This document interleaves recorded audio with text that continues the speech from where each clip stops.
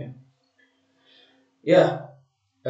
Bismillahirrahmanirrahim. Assalamualaikum warahmatullahi wabarakatuh. Kita lanjut lagi ya di mata kuliah matematika diskrit ya. Kemarin kita telah mempelajari himpunannya, selanjutnya kita pelajari lagi terkait dengan himpunan. Tapi sebelum itu, ini materi himpunan yang terakhir ya.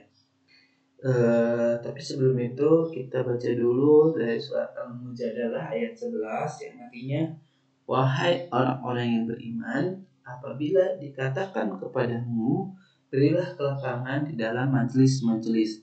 Lapangkanlah, niscaya Allah akan memberi kelapangan untukmu. Apabila dikatakan berdirilah, kamu berdirilah. Allah niscaya akan mengangkat orang-orang yang beriman di antaramu dan orang-orang yang diberi ilmu beberapa derajat. Allah Maha teliti terhadap apa yang kamu kerjakan. Ibnu Katsir menafsirkan ayat ini ya, artinya ini tafsir dari Ibnu Katsir ya, menafsirkan bahwa ayat ini dalam kitabnya bahwa Allah Subhanahu wa taala mengangkat orang-orang yang beriman dan memiliki pengetahuan tinggi ke posisi yang lebih baik meskipun status sosial mereka rendah. Wah, luar biasa ya. Artinya gini teman-teman ya, ketika kalian memiliki pengetahuan yang tinggi ya, walaupun misalkan dalam kehidupan kalian itu miskin gitu ya, maaf ya, kemudian tidak kaya gitu, tapi Allah tempatkan gitu ya posisi kalian lebih tinggi gitu dibandingkan yang lain ya. Nah, artinya derajatnya lebih tinggi gitu ya, baik itu dalam kehidupan maupun di akhirat nanti gitu. Jadi dia ada wibawanya sedikit gitu ya, kelihatan gitu wibawanya kalau bagi orang yang berilmu. Nah, di sini pun dikisahkan kisah Umar bin Khattab yang mengangkat seorang mantan budak sebagai pemimpin ya, karena dia ahli dalam membaca Al-Quran dan ilmu agama. Nah, ini pada masa kekhilafahan Umar pun pernah mengangkat seorang budak ya, yang dimana seorang budak itu dia pintar dalam membaca Al-Quran dan juga ahli dalam ilmu agama. Maka dia tunjuk sebagai seorang pemimpin. Kenapa? Karena dia ini artinya menunjukkan bahwa kecerdasan dan ilmu itu lebih penting daripada status sosial dalam menentukan kepemimpinan. Ya, harusnya ya kita sebagai seorang muslim, kemudian seorang masyarakat, ketika nanti memilih pemimpin itu upayakan kita harus memilih pemimpin yang memiliki kecerdasan dan ilmu, ya terutama ilmu agama, kemudian kecerdasan dan ilmu agamanya ya, dalam artian akhlaknya ya, sehingga nanti bisa memimpin kita dengan baik dan bijak.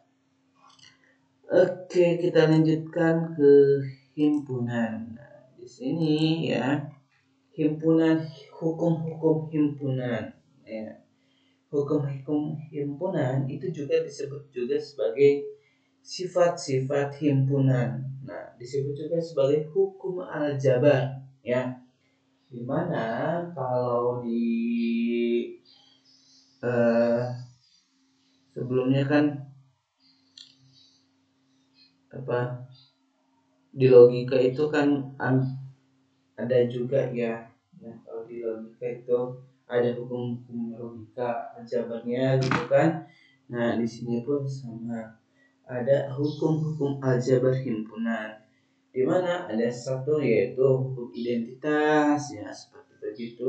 Kemudian ada hukum dominasi. Nah, ini harus diingat ya sama kalian ya. Kemudian hukum komplement dan hukum idempoten. Kalau bisa ini dicatat ya. Nah, hukum-hukum ini. Kemudian ada juga hukum involusi ya. Nah, di mana di situ tuh komplement, kalau dikomplement lagi jadi A lagi gitu ya. Nah, ini juga harus dipahami hukum involusi, kemudian hukum penyerapan, absorpsi ya kan.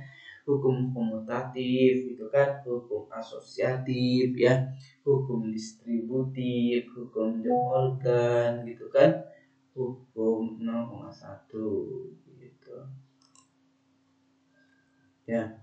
Nah, ini hukum-hukum ini kalau itu dicatat ya, dan dipahami ya baik-baik ya hukum-hukum itu. Kemudian ada namanya prinsip dualitas. Ya, apa itu prinsip dualitas? Itu dua konsep yang berbeda dan saling dipertukarkan namun tetap memberikan jawaban yang benar ya. Misalkan nih di as itu kemudi mobil di kiri depan. Nah di Inggris itu kemudinya di kanan. Kan sesuatu yang berbeda ya, tapi kan tetap sama aja gitu ya. Nah di sini kita lihat ya, di Amerika dia harus berjalan di bagian kanan kan. Kalau di Inggris berjalan di sebelah kiri. Nah jadi prinsip dualitas ini adalah konsep kiri dan kanan dapat dipertukarkan pada kedua negara tersebut, sehingga peraturan yang berlaku di Amerika menjadi berlaku pula di Inggris gitu ya. Itu prinsip dualitas. Contohnya ini setir mobil di Amerika seperti ini ya, mobilnya berjalan di jalur kanan di as. Kalau di Indonesia atau di Indonesia kan di sebelah kanannya ya, dia sebenarnya sebelah kiri, sebelah ini gitu ya. Ini juga sebelah kiri ya di Indonesia seperti itu. Oke, nah di sini prinsip dualitas ya, misalkan S adalah suatu kesamaan identiti yang melibatkan himpunan dan klasis seperti gabungan dan irisan serta komplement. Nah, misalkan ini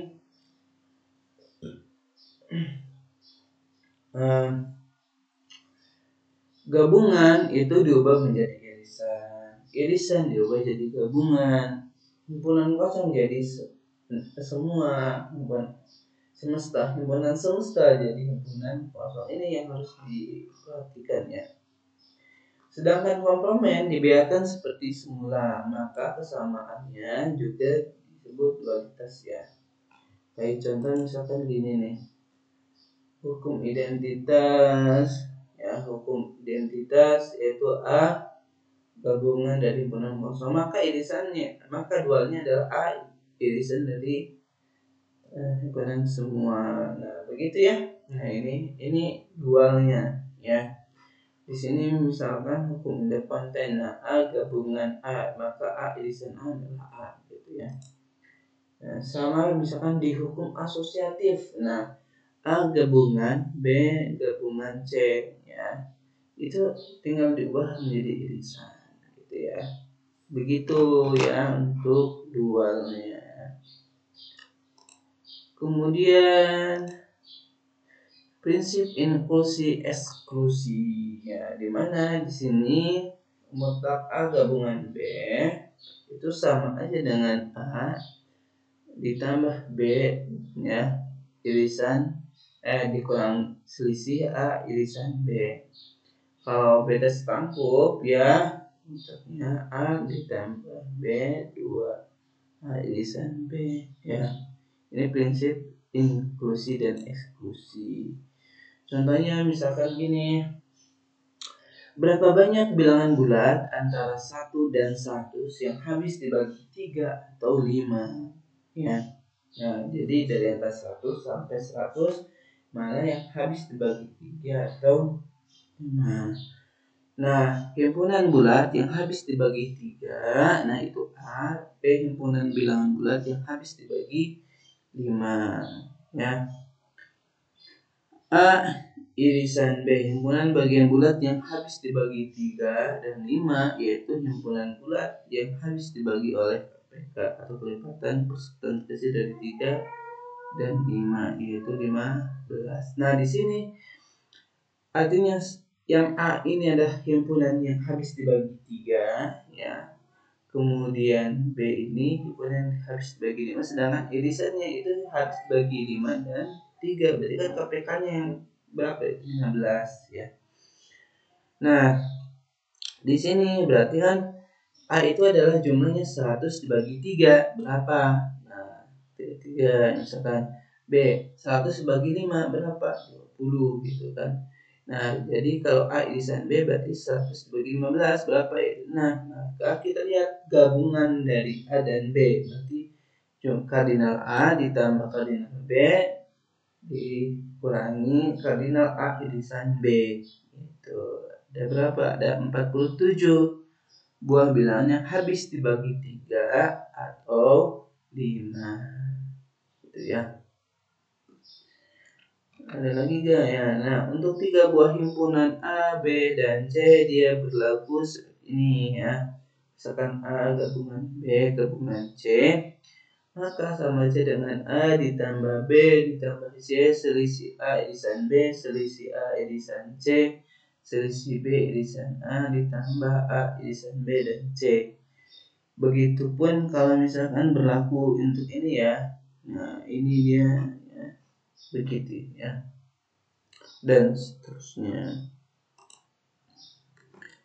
Contoh lagi nih, misalkan nih kita ya, di antara bilangan bulat antara 101 sampai 600 tidak termasuk 101 dan 600 itu sendiri, berapa banyak bilangan yang tidak habis dibagi 4 atau 5 namun tidak keduanya.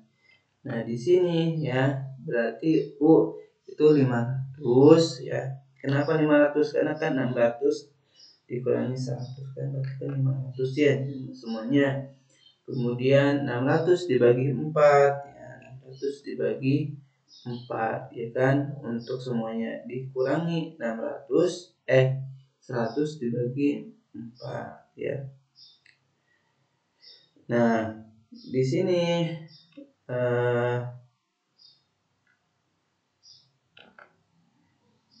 oke.